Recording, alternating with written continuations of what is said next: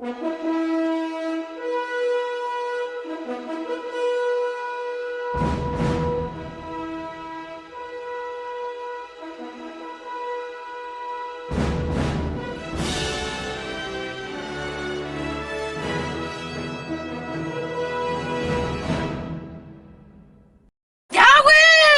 and welcome to Yahweh News Channel 34 with your hosts Mario Gomez and Erika Lopez. Today we will be talking about the Battle of Great Britain, the Battle of France, and the Battle of Moscow. later on in the segment we will be interviewing a few soldiers who have taken place in these wars. The first battle we will be discussing is the Battle of Britain. The major leader on our side was Adolf Hitler, and on the opponent's side was British Prime Minister Winston Churchill.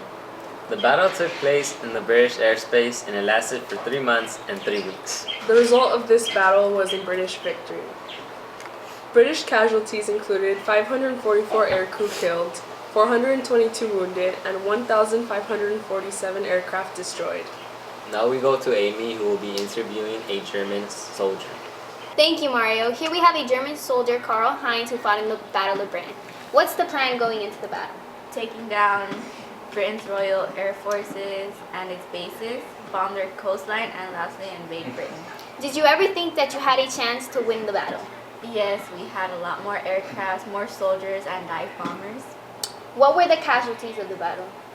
2,698 aircrew killed, 967 captured, 638 missing bodies, and 1,887 aircrafts destroyed.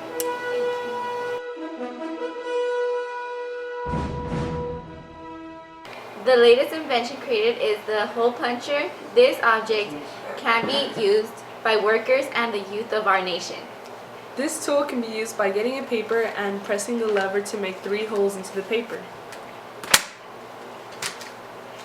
Simple! Have you ever thought about enlisting into the military? If you haven't, please think about that now. You can support your country and our leader. You can make life better for your families at home, give them more food, and work for money. You can also gain respect from the highest people with our leader. Now we will show you a clip about the front lines.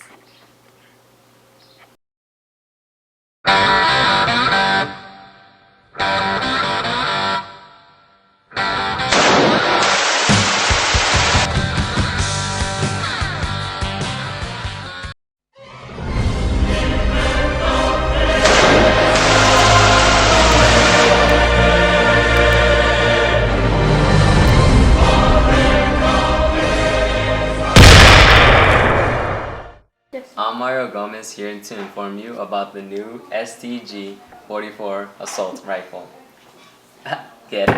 Assault? Alright, no, but really.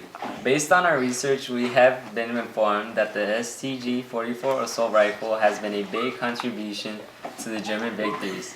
The STG-44 was the first successful weapon of its class.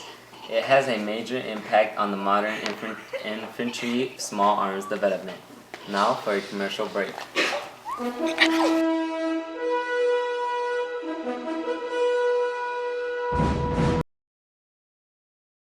Here we have a demonstration of the new STG-44 assault rifle. Get it? Assault?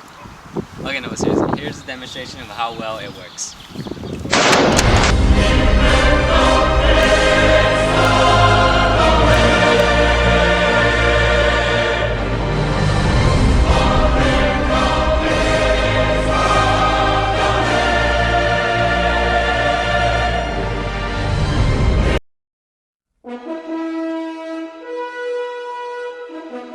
There are many ways how you can help from home. You can go support your leader at public speeches. Women, you guys can also get community jobs. And don't forget, practice your national anthem.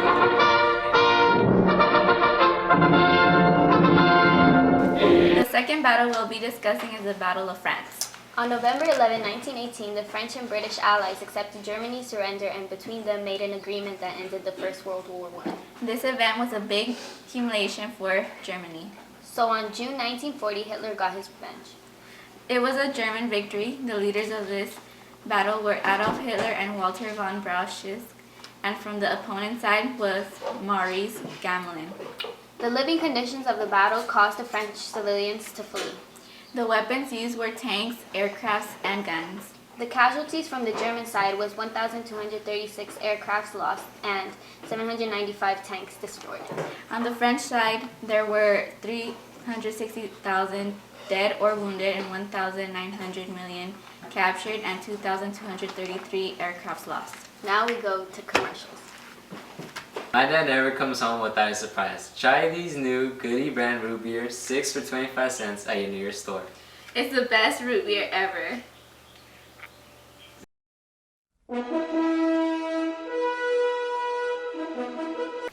Now back from commercial break.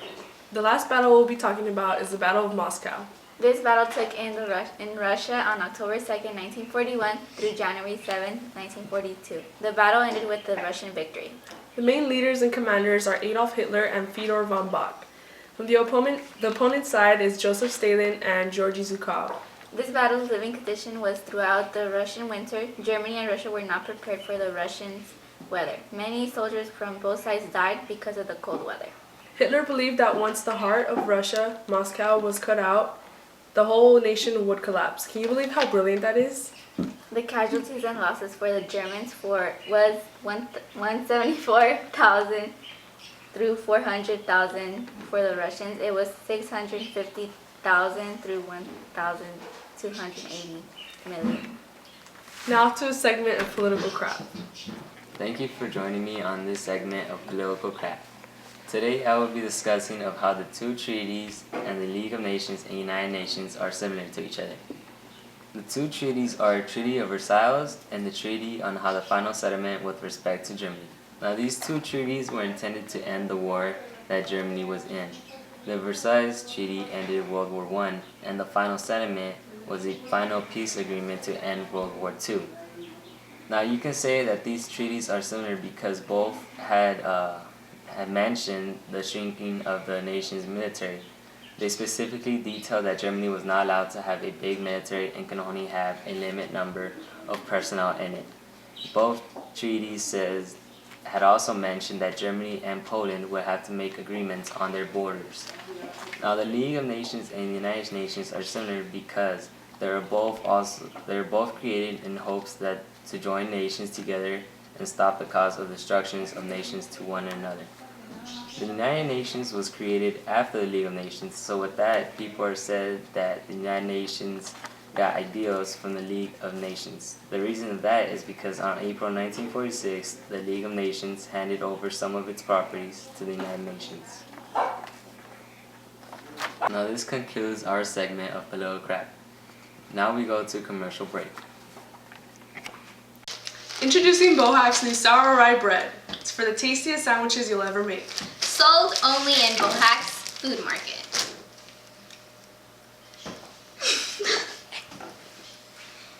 Delicious.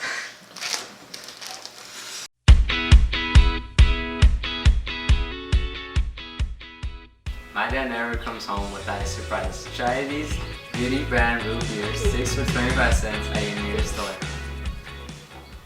It tastes like Killed, 422 wounded, 1,547 aircraft destroyed.